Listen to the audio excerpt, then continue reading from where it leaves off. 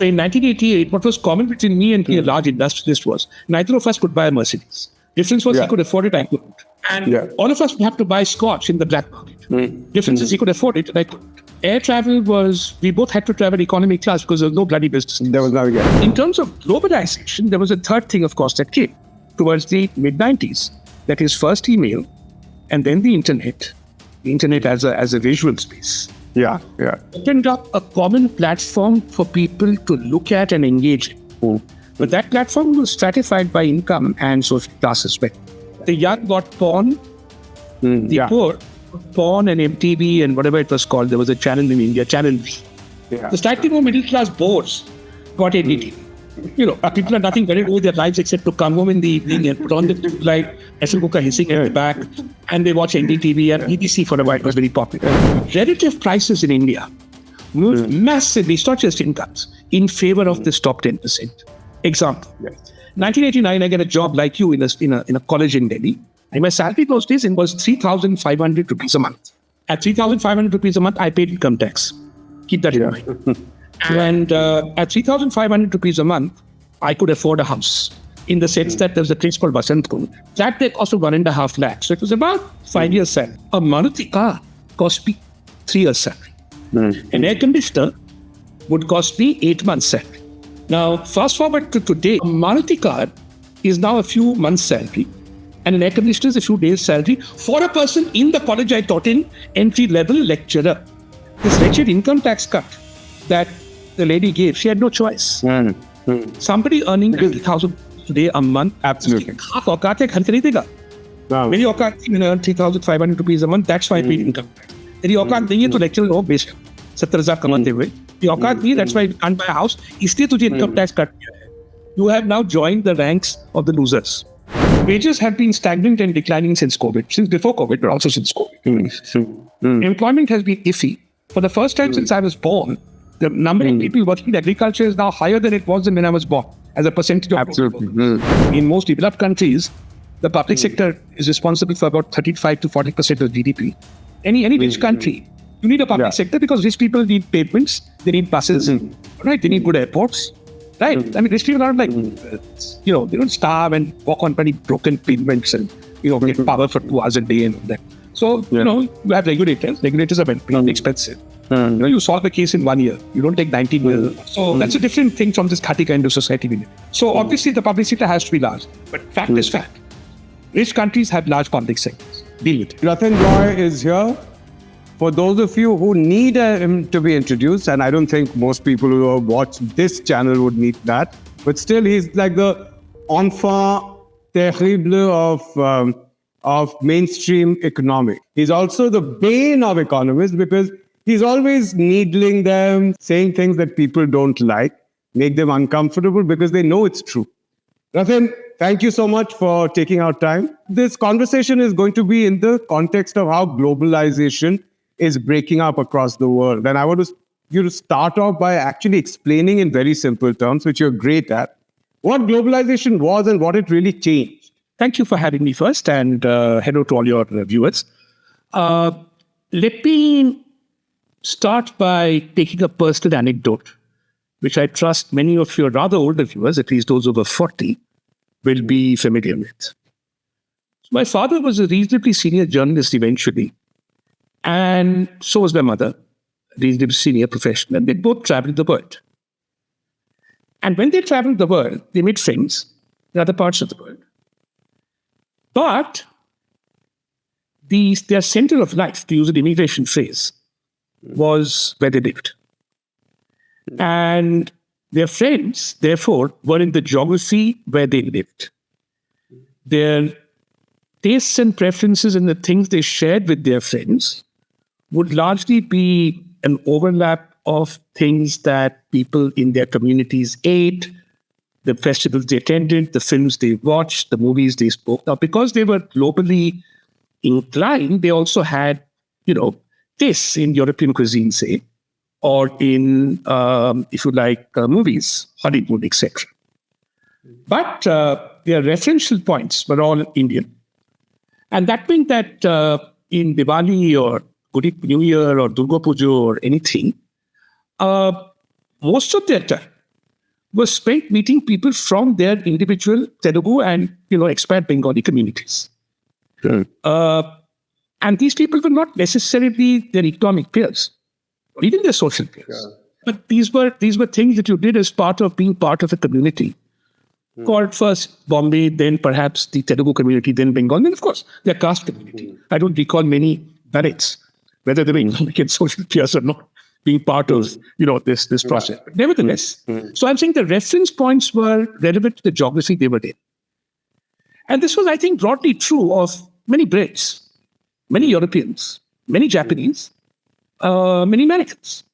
And I'm deliberately taking the sociology of this first, what changed from then to my life, and not just my life, the life of many others like me, and I say even you, although you spent all your life in India, is that our reference points became increasingly global and became linked to our cohort socioeconomic peer communities.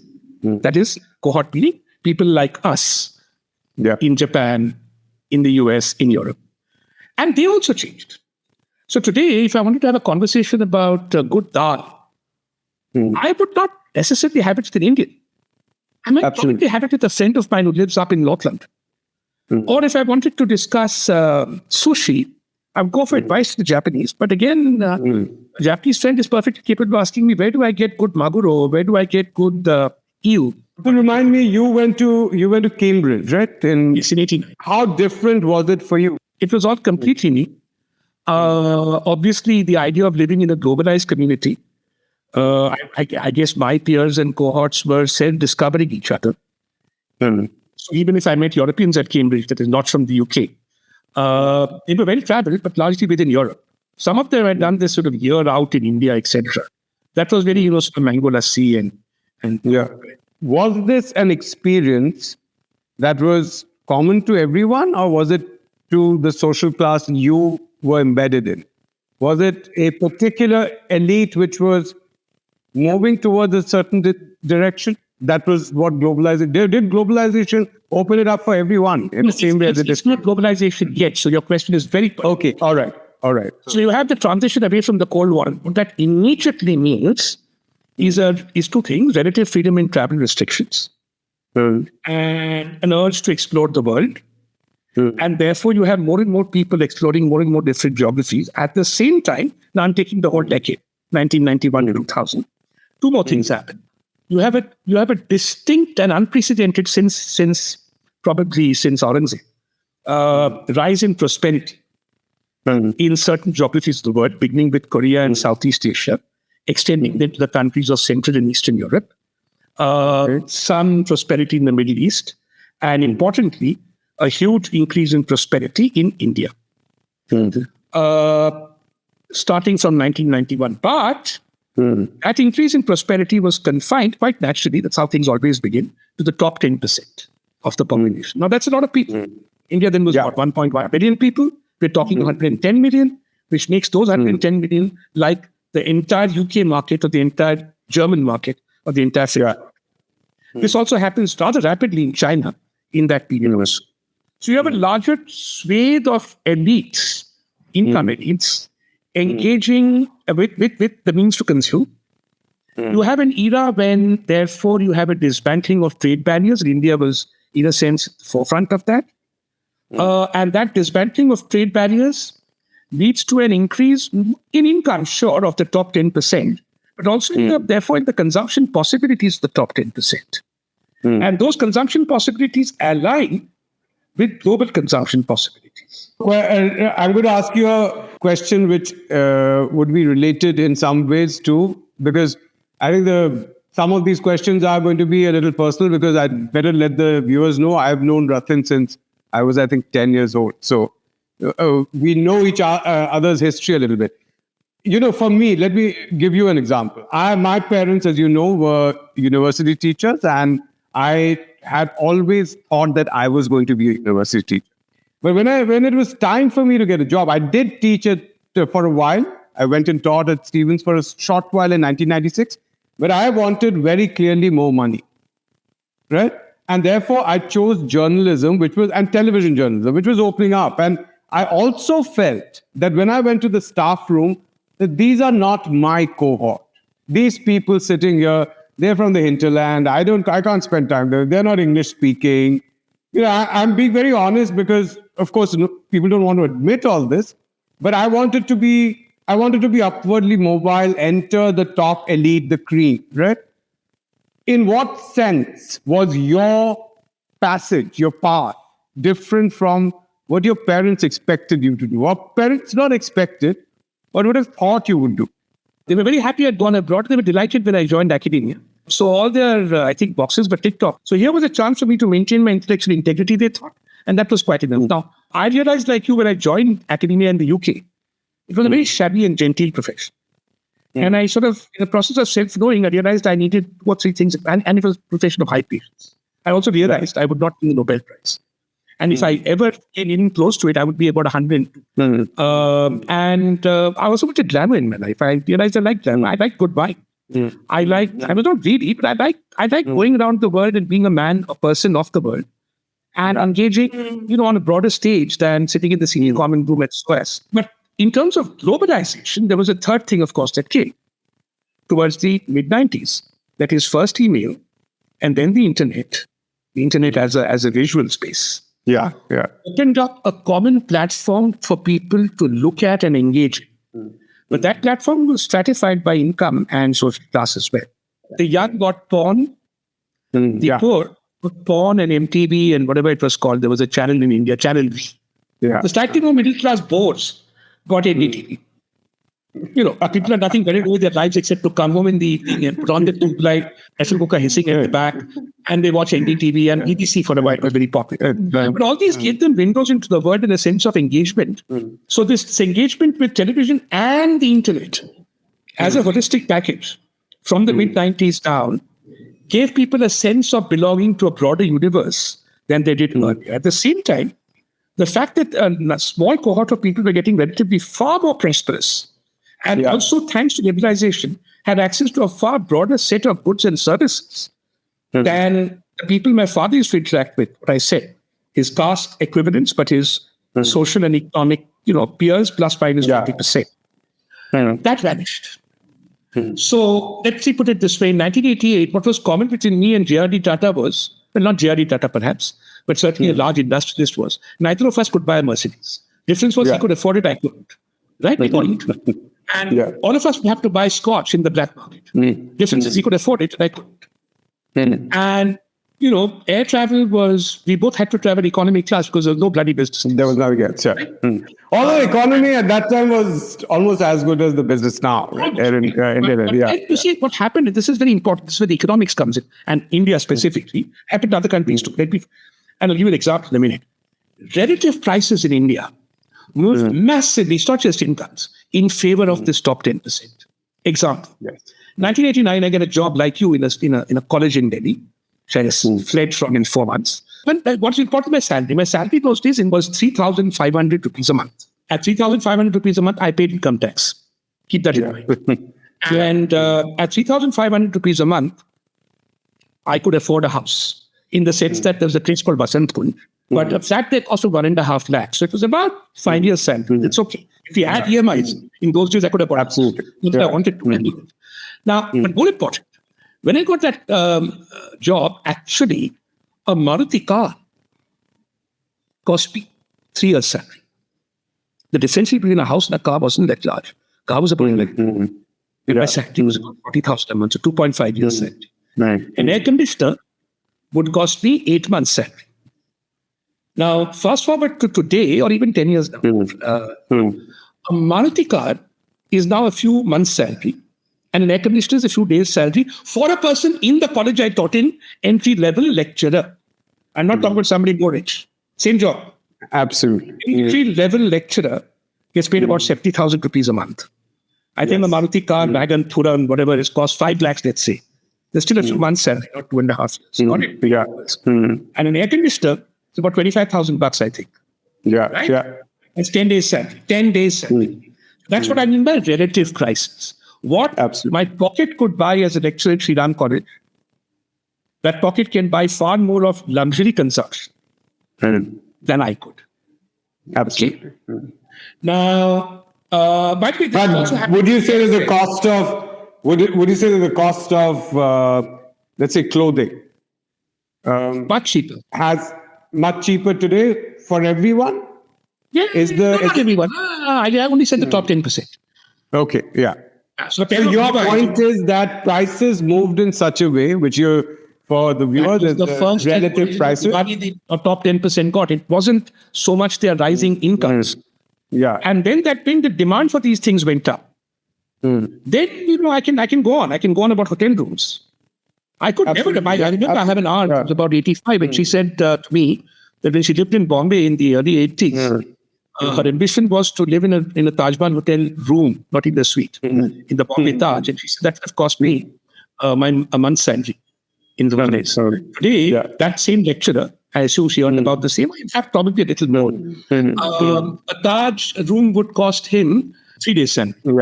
Yeah. 15,000 rupees, 3 days. So now these three things in concert mean what globalization is. Now, what underpins it politically across the world? What underpins it is an argument that everyone must trade more with each other. Then what underpins it is an argument that everyone must not just trade with each other, but also sort of consume things that were earlier partitioned.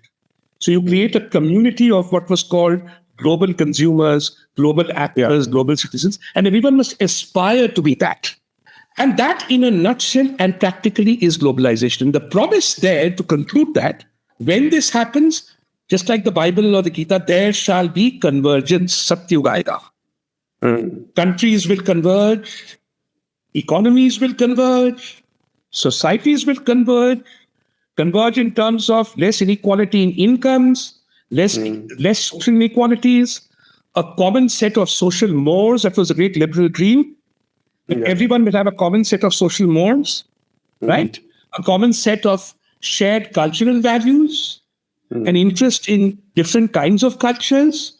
But all this would be that from the year 2000 or onwards, technology plus this opening up of the economy plus societal awareness using communications and other media and the freedom to explore each other's cultures and religions and travels would result in a great convergence on all fronts of the globe.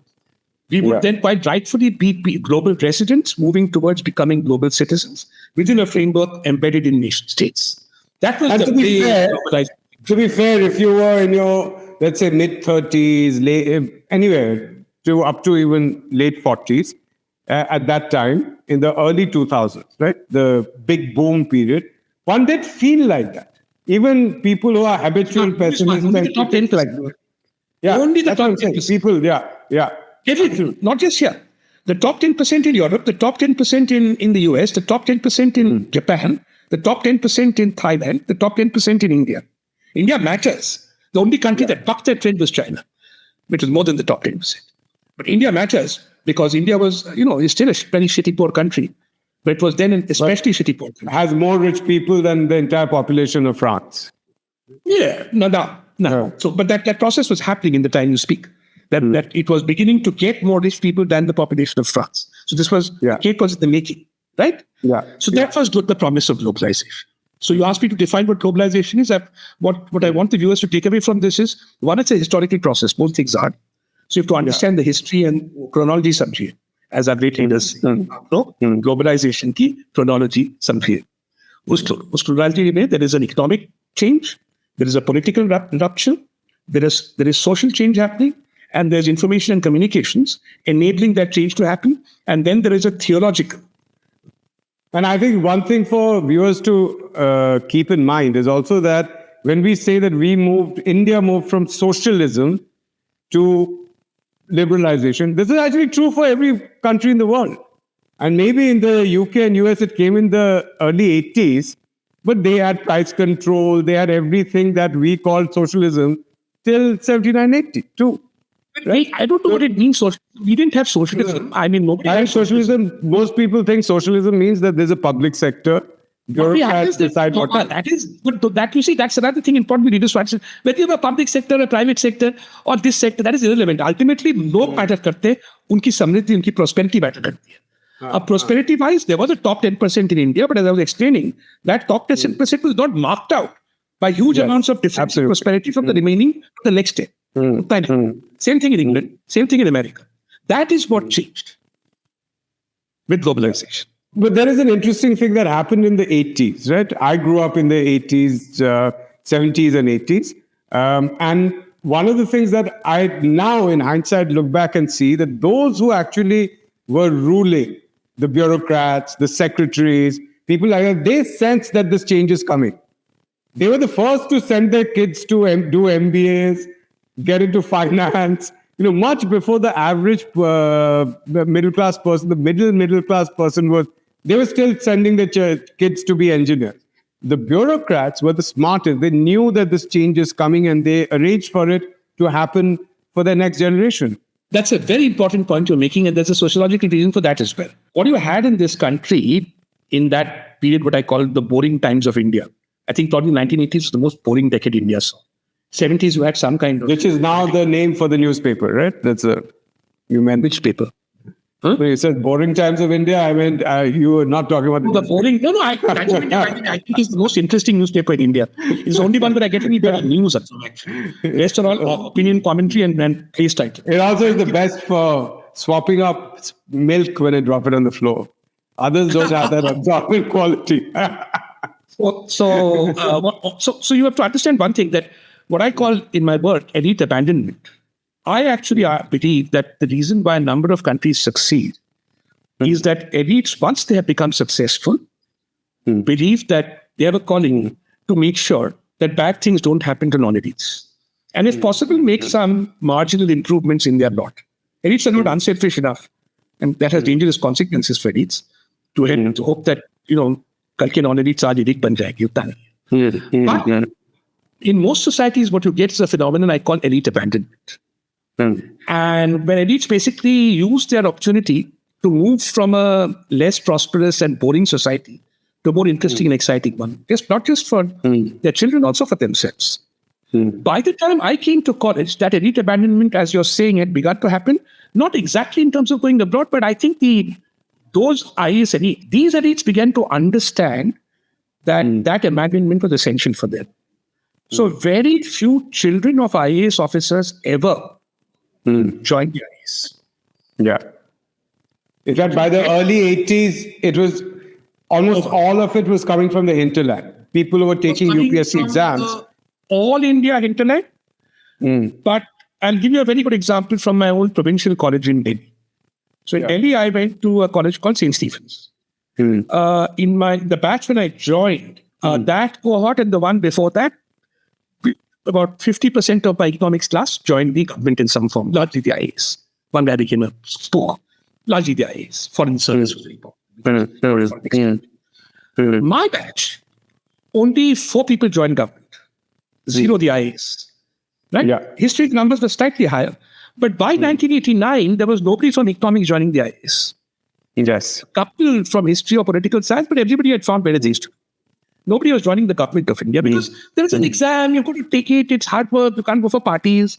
So I went to college 6 years after you, right? And by the time I was in my master's and I did history, the lot of people who were taking the UPSC exam were all mostly from Bihar, but a large number also from UP. There wasn't a single Delhi-born person who was taking the UPSC exam. They were not interested in it at all. So there was already that transition taking place. Absolutely. No, the transition was happening in spades by then. Absolutely in spades. So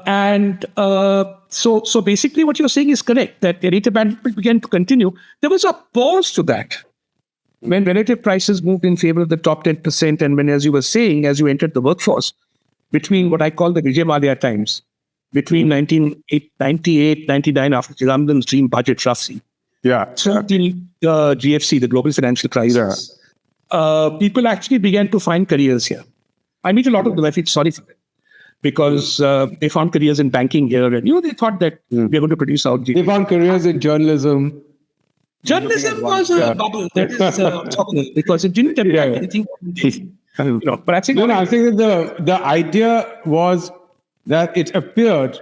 I mean, I look at so many people who have left, let's say, my former employer, NDTV, so many people have left these high salaries. I was thinking this morning that I think we believed that we deserved those salaries. And it wasn't because there was a bubble around, that this was all because our valuation.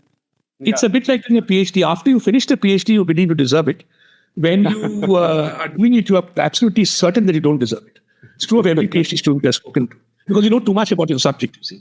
But I'm definitely something else. I'm definitely something at scale, because media is a very small part. Somebody would imagine that a career at Infosys or Wipro by 2025 would give them the same sort of clout as a career in Google, right? So And exact opposite happened. Yeah, precisely. The other important thing was that the prospects for making huge money out of asset accumulation went up dramatically from the late 90s. So my cohort, which is predates yours, are much richer than me. Because they made a lot of money between 1998 and 2008 in financial assets and in real estate. Realistic. Because they made a lot of money there, you were obviously your net wealth was going to rise very fast. You could see a pathway to that happening. And if you were my cohort, exactly my cohort, till about 1995, you were good. And if you were sensible.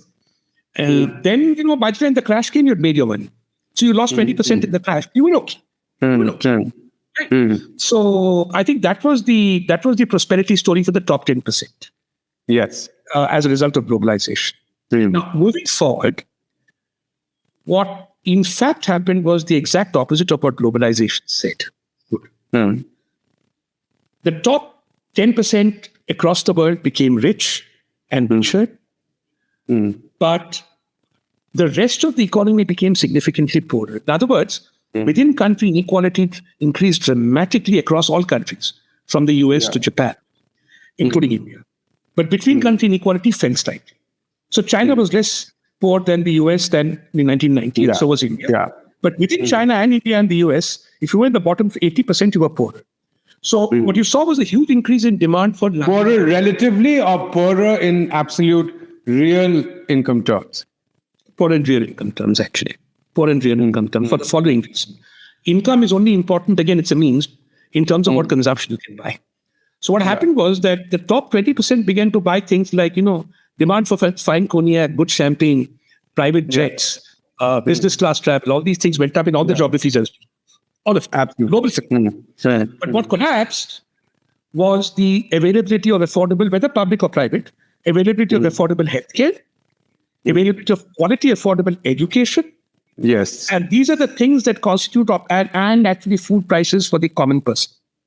The ability to buy a nutritious meal, affordably, that affordability of that went down. So relative prices there went up. Try buying an affordable meal today. For example, try buying a meal with enough protein today.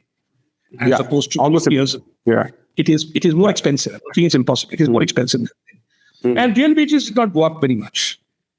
So, and there was the reason for that happening in the West was very different to the reason happening here. Come to that community. See the point. The point is, therefore, all the things that you said were bad, which actually some form of communitarianism provided. This was health, education, these important public goods. These became far more expensive. And in the West, of course, discretionary consumption of the poor became more expensive in the sense it became very expensive to have cheap holidays. And the climate change bandwagon didn't help. Right? It became far more expensive to own a car. Public transport became expensive as trains collapsed. Therefore, a larger proportion of your money went on transport budget. So you had less left over to go to the pub. So all these things happened in the West. But in India, what happened essentially was that what you saw in China and South Korea and you could not see in India was that the next, forget the poor. Economic-wise, poor doesn't matter. Just let me summarize. The next 20% of the population did not see a commensurate rise in their incomes. So globalization led to a profound increase in inequality globally. And fast forward today, the net result is frightening. Globally, in every country in the world, the generation entering adulthood after 2015 is going to be less prosperous than their forefathers, unless Papa gave them some virasat, some legacy. Less prosperous than their forefathers for the first time in 100 years. In 100 years. It's a frightening statistic, especially for a country like India, because we haven't even gotten prosperous yet. You're talking about the top 10%. I've been looking closely at the top 10% and the stratification within that. How much is who growing? And in the last 5 years, the 95th to 99.5, that band has actually declined. Their real income has declined. So it's not even the next 20%. It's just the 0.5% who are doing well. Everyone below that has actually gone down in real terms. And I am adjusting for inflation, which is overall CPI inflation, which really is much lower than what we face as upper middle class people. It's a no-brainer with one caveat. You're right. Yeah. You're right. And that is inevitably going to happen. Yeah. Because, look, it's like this, that if the top 10% largely make their money new without legacy, there has to come a situation where in a progressive economy where the top 10% makes less of their money through wage income and more through investment income. And then the next 10% makes more of their money through wage income. So wages should be rising. In India, the opposite has happened since 2016. Real wages have been stagnant or actually falling in certain sectors. Okay? That is one. Second is that asset prices have skyrocketed. So new entrants into the top 10%, that is the bottom half of the top 10%, are no longer able to accumulate assets, can accumulate at best one consumption asset called a house with some difficulty over their lifetime. Even that is very difficult now. Nancy, someone in 2015 could imagine that. For which very good reason, I've been arguing this wretched income tax cut that the lady gave, she had no choice. Somebody earning 90,000 today a month, absolutely. मेरी औकात थी, मैंने earn 3,500 rupees a month, that's why I paid income tax. तेरी औकात नहीं है तो lecturer हो बेशक 70,000 कमाते हुए, तेरी औकात नहीं, that's why you can't buy a house, इसलिए तुझे income tax cut किया है. You have now joined the ranks of the losers. So I did a small calculation recently, which is part of a video that I did for the Quint, which was I took a place in Gurgaon, a housing estate in Gurgaon, a condominium, which was given a middle manager salary at that time, it would have been about 1/3 of their salary EMI. 1/3 of their salary would have been EMI in 2021. Pretty cheap. So one would imagine that they were able to buy it, right? 2021, when the prices had dropped, right? Because of COVID, etc. Although it started picking up by. In 2025, that same condominium, if you adjust for what a middle manager's salary would have gone up by right now, is 80% of that person's salary. There's no way to pay EMI. And the bank won't even give it to you because they don't believe you can pay it back. Why would the bank give it to you? Yeah. I mean, the only reason you're getting sales at all is Papa Ki Virasat. Those are the only people who can afford it. Yeah. That because people like me, if we have children, if they're able to provide collateral, then the bank gives it to you. Because again, there's this obsession in India with not liquefying your assets. So people are also taking illiterate financial decisions. They're taking consumer loans while they have assets. It's a bit like borrowing on your credit card. You really should be liquidizing your asset if you want to maintain consumption there, whatever. Yeah. And everyone who's liquidizing their assets are actually comfortable right now. In fact, it's happening a lot. For instance, in Delhi, South Delhi, there's a massive... They have no money. One family, they are now in the situation of, my fruit seller. My fruit seller really owns a fruit shop. That one family healthcare emergency and they're screwed. And they know that. No, I'm saying that if you look at South Delhi, it is partly anecdotal, but I also looked at how the prices moved, what were the sales taking place. Many people who probably got those houses, as you know, the structure of Delhi, had some government connection, so they got these plots before anyone else got to know about them in the poshest places in South Delhi. They have actually liquidated those assets, monetized them, and moved out. I think I said like Hyderabad or Bangalore, which are real cities where actually people produce output. Even there, and there's no legacy, there's no cooperative society. New cities are built, whole new cities are built, Whitefield, even there, what you're saying is happening. Even there, today to buy an affordable house in Gachibowli would cost about 2.5 crores. Somebody will in fact central one, and the reason for that, I repeat, is wages are too low. Let me give your listeners another example. The best, would you agree with me? I think your listeners would. The best manufacturing blue-collar job you would get today possibly is in Apple or Samsung. Probably, yeah. I can't think of a better job you could get. Right? Blue-collar. Both these happen to be in Tamil Nadu. The median wage of a worker in Tamil Nadu in Apple or Samsung, actually Apple, Samsung is lower, is 52,000 rupees. That fellow, the best manufacturing job in India. This is not what happened in China. This is not what happened in South Korea. This is not what happened in 1940s America with Ford. This is not what happened in Britain. This is not what happened in Europe when they were manufacturing things. If people who manufacture things and at the cream of the manufacturing industry are paid half the amount that it takes to earn income tax, then your story is over. Why? Because the things that they will demand then will not sustain the jobs above them. Right? So the explosion you will get in demand for white-collar things will not happen. Most important, the explosion in things for like affordable housing, construction, real estate will not happen. However, the fact that there's a large amount of illegal assets, what I make a difference between haram ki kamai or mehnat ki kamai. So all that I'm saying has nothing to do with haram ki kamai. Again, that's part of the top, what you were saying, maybe max 1%. Haram ki kamai builds up a lot of asset bubbles. They build up asset bubbles in gold. They build up asset bubbles in real estate. So a good example of that in Hyderabad is that if you want to buy a house here, you have to pay approximately 50% of it in unaccounted income. And 50% unless you buy a new build. So the demand for new builds is purely speculative. Old builds is purely speculative. And therefore, if I come up with cash upfront, I can buy an old build for 50% of the price. But I can do that because I made all my money abroad. But people don't have that kind of cash flow to say, I'll give you upfront 1 crore. Give me a 1.8 crore house. Right? So they can't buy in the old build either. This is what we call market failure. So what ultimately, what is the cause for this? The fact, let's say that, I'll give you an example. In 2007, we were trying to hire someone for the news desk, absolutely starting level person. And we got a young girl and she said that, and she didn't know anything. And this was a business channel. And so what we did is that we took that day's newspapers, gave them to her, said, read them, because we were so desperate to get that person, anyone, right?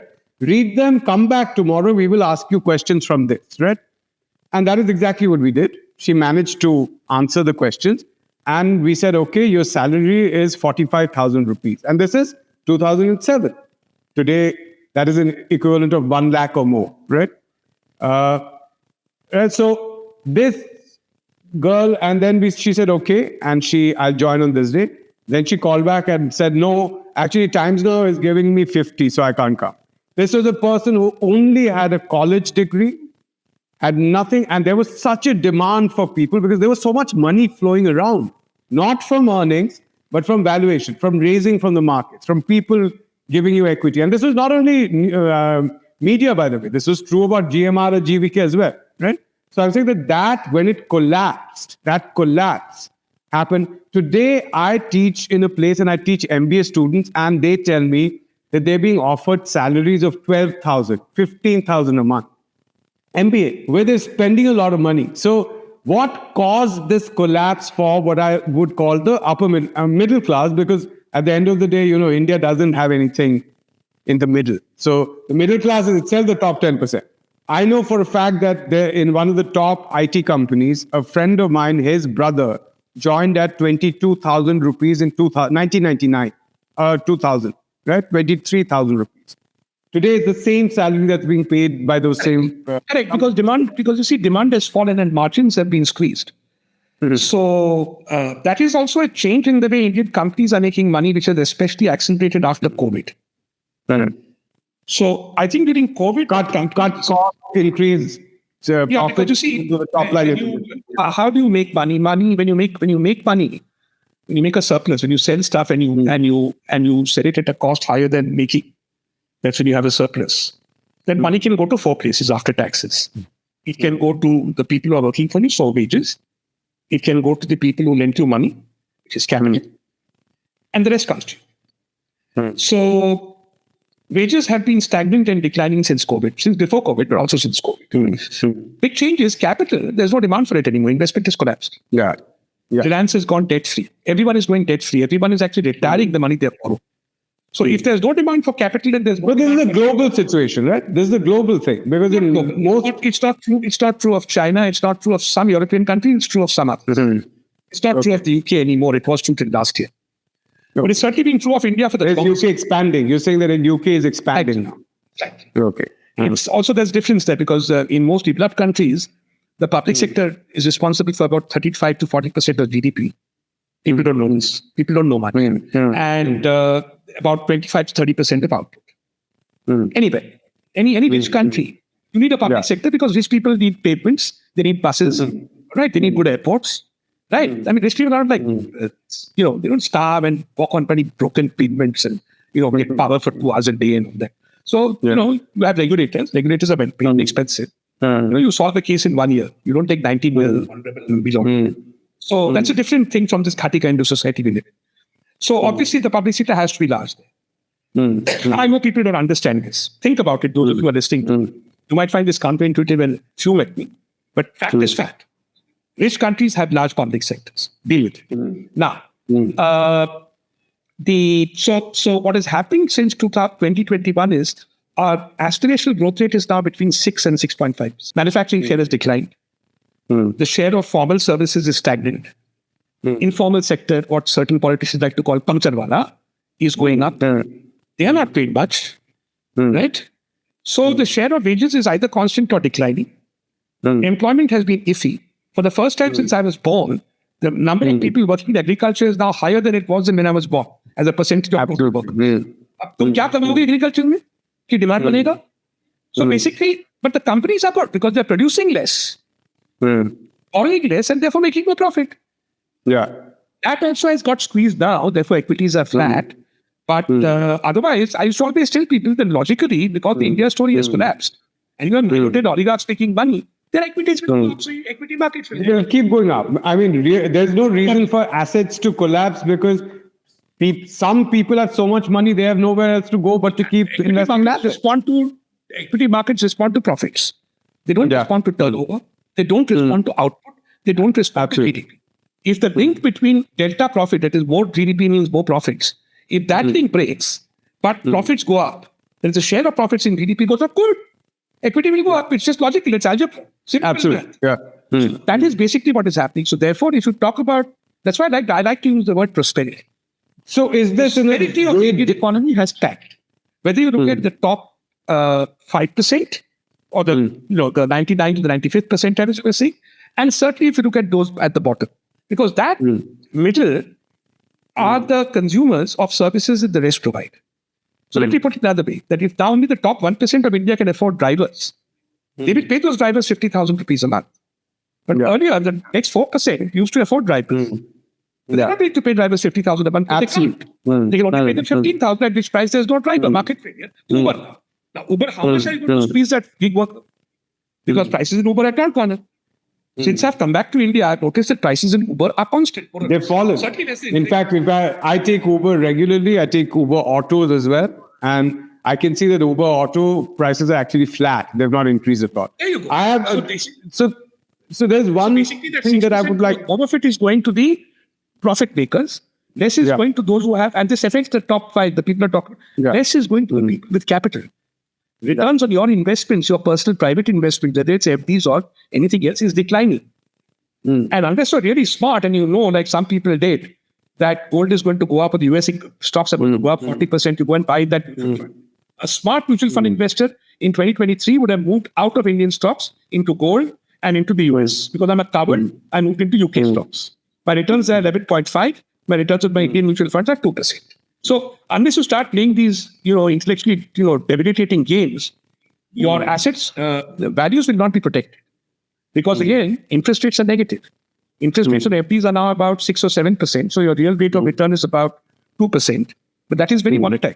There are phases when it becomes negative. So is this only for India or is this a global story? And if it isn't, is there a difference between, for instance, continental Europe and US? Are we much more like what has happened in the US compared to the rest of the world? No, the US is not by any means this bad. The US is not by any means this bad because a large proportion of the economy, almost 15%, makes supernormal profits out of knowledge capital and out of high-end services like healthcare, education. If you add up the total number of university professors, doctors, top-level IT professionals, the ones who actually make, not coolies, not the ones they get from India, not the H1B. Guys who make serious products, right? Finance professionals, industries like Caterpillar, all right, oil. There's a number. They're all at 2 to 3 times the median income, even if they are. They're earning 6 figures in dollars. They're good. So there, the top 20% is protected. There's been some diminution in prosperity of the next 20%, been happening for a while. That is what I think Trump is quite rightly trying to reverse.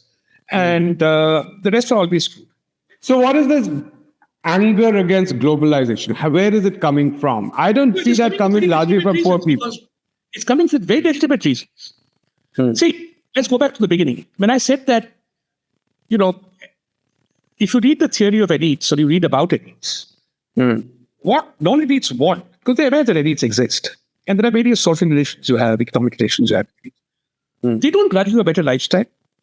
They don't grudge you a better social status. They don't grudge your children a better lifestyle than their children. No elite is going to complain like some do on Twitter कि शिवराज सिंह चौहान जी का बेटा America में क्यों पढ़ा?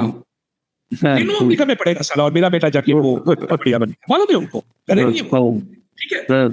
But what they hope is this, and that's what the BJP gives them and Trump gives them, and I think Mr. Farage gives in England. One, that I'm in your community. I'm not in another one. I belong to your community. मैं तुम्हारे बिरादरी का हूँ, मैं तुम्हारे society का हूँ, मैं तुम्हारे समाज पे, तुम्हारे समाज भी शामिल हूँ, जैसे मेरे फादर थे. And I have your back. That is feudalism, right? That's a vestige. I have your back, meaning that if you're dying, I'll give you palliative care. Come on. Yeah. But for that, I have to understand you. I have to know when you're dying. Right? I have to know if your daughter has some problems at home, like she has that alcoholic husband who beats her up. I have to know what I can do to mediate it, to make her life not N-5, but N-1. With globalization, what has happened, let's say US or here, is today and information. I open now when I finish this, I'll open my Twitter or my Facebook, whatever. I'll open something. Right? Nowadays, I think they open Insta. All right. I'll go and talk to my friend in Japan and I'll say, hey, actually, long time I've not eaten sort of really good yellowfin tuna.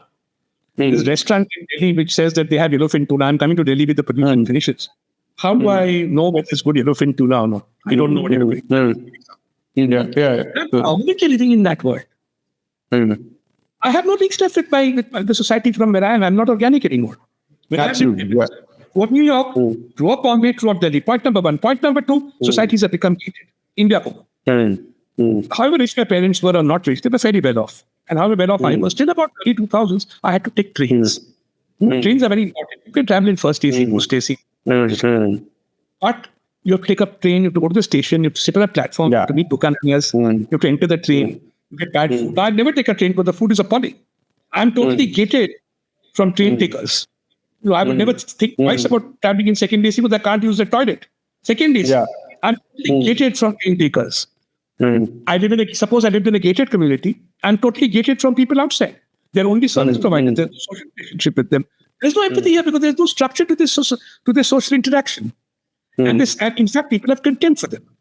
And therefore, any populist party will come up and say that those guys don't have your back. The two things I say.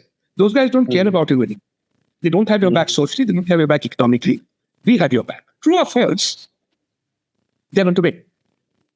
So what I'm saying again is that now that the ideology of globalization has collapsed, the tragedy is that there is no alternative ideology of economic. That is what I wanted to ask you.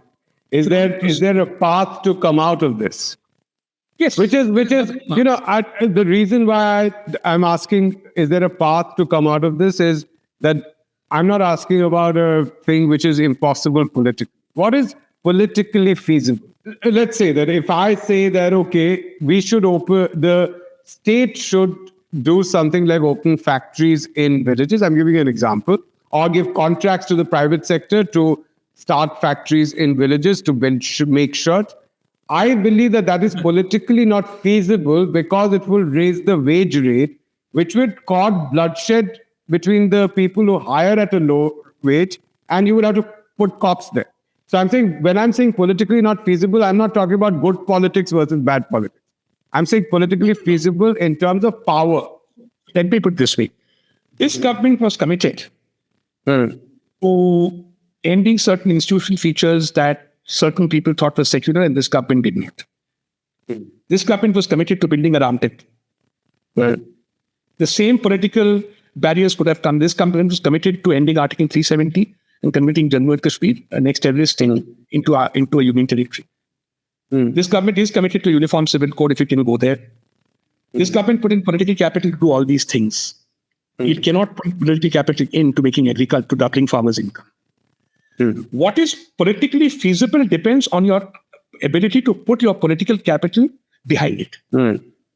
At the moment, the problem is that there is no political constellation, and therefore that's not the penultimate point. That is willing to put its political capital behind this project you said, which is my project, of factories in Bihar and UP to make cheap 200 rupee shirts. They'd rather have them imported and bhar mein jaye sab. I can understand the BJP not doing it. BJP has a beautiful winning formula. Not need mein banana hai, banata bhi aap. Bas. Don't avoid economic disaster. We're not interested in economic progress. But there's an alternative ideology that, and this, what you're saying, is something I've suggested to every opposition party and to the BJP. Simple slogan, jahan dhar wahi naukri. Ye kya ho raha hai? Hundreds of thousands of people going 2-3 times a year up and down the country wasting money. जहाँ पे घर है, जहाँ परिवार है, वही नौकरी हो. जहाँ हम तो बोलते हैं ना, जहाँ घर वही स्कूल. अगर वो बोल सकते तो क्यों नहीं बोलते कि जहाँ घर वही स्कूल नहीं है? बच्चों को भी जाने दो सारे. तमिलनाडु में छुट्टियों में रहे और वहाँ स्कूल जाए, वहाँ स्कूल क्या होता है? वो नहीं बोलते हम. नौकरी बात नहीं कट कर सकते. क्या डरते क्यों? खाली थूक क्यों पेश? Why do you always only give subsidies 10,000 rupees? जैसे थूक क्या? अब थूक के पड़े हुए लोग जो है, people who survive on subsidies, handouts, loans. The alternative to that is enabling to survive on their own prosperity. At this much, I believe in human beings. That's why I'm not a communist. I believe every human being essentially wants to earn enough to fulfill what he or she desires, thinks are the basic needs of themselves and their loved ones with their own money. Not through subsidy, not through the state. Now, how you produce that is different. So I can pay taxes and you can have a universal healthcare system. It will be my taxes. For that, I must pay tax. For that, everybody in India must pay tax. Then I can have a healthcare system which is truly public. That's a mode of financing, right? So this political ideology can only come if there is demand from it socially. At the moment, there is no such. And so are you pessimistic or optimistic of that social demand coming? I'm neither, because now I've decided that I can't crack this for India. But I do know that there is an existential crisis facing India, which is that the prosperous parts of the country are the minority population parts, and the non-prosperous parts of the country are the majority population parts. That disparity is now so large that the second poorest state in India, and of course the poorest, is poorer than Nepal. And all the North Indian states, bar Haryana and Punjab, are poorer than Bangladesh. Whereas Tamil Nadu and Kerala are richer than Indonesia. That is, they're 4.5 times the per capita income of the northern and eastern states. This is not sustainable. Because a minority cannot subsidize a majority in perpetuity. Now, this is an existential crisis. And no politician in India has any choice but to deal with it. In that dealing with it, there are 2 or 3 options offered from a South Indian vantage. All of them are defeated by social barriers. First option, the best option I like, is the North increases its output and per capita income. Obviously, there's a reason why it has not done that. I'll tell you, viewers, what a key to that reason is. I would like to know. If I don't know why they haven't, but I have a clue. In 1988, when I drove from Delhi to Allahabad, I passed through a highly industrialized state. Starting Ghaziabad, SMEs, past Modi Nagar, big industrial estate, Meerut, Muradabad, Meerut had industry, Muradabad, Shahabad lands, Agra, leather, Kanpur, dispatch hote the. There was a 5-star hotel. Down Raebareli telephone factory, Allahabad, first India's Atmanirbhar Jeep factory, battery factory, 8 batteries. Mirzapur, Kalim, go up to Gorakhpur, sugar processing, come down again, Aligarh, Murli. It's a highly industrialized state. The manufacturing share in UP as a percentage of rupees GSDP was higher than Tamil Nadu 40 years ago. It is now in single digits. What happened? But we have to investigate why the North deindustrialized, why Bengal deindustrialized. I don't know. But that is something we have to. And then there's a secondary question which is important, of why South Indian capital doesn't flow to North India. and the reverse. No point taking me governance. I need to unpack it. I'm not based. Second option is the option that happens all over the world, which is the normal option economics would prefer, that Bengalis become Telugus or Maharashtra. Like my family. My family came to Bombay 110 years ago. I'm not a Bengali. My first time in Marathi, I think in Marathi. I can speak Bengali, I can't read or write the time back.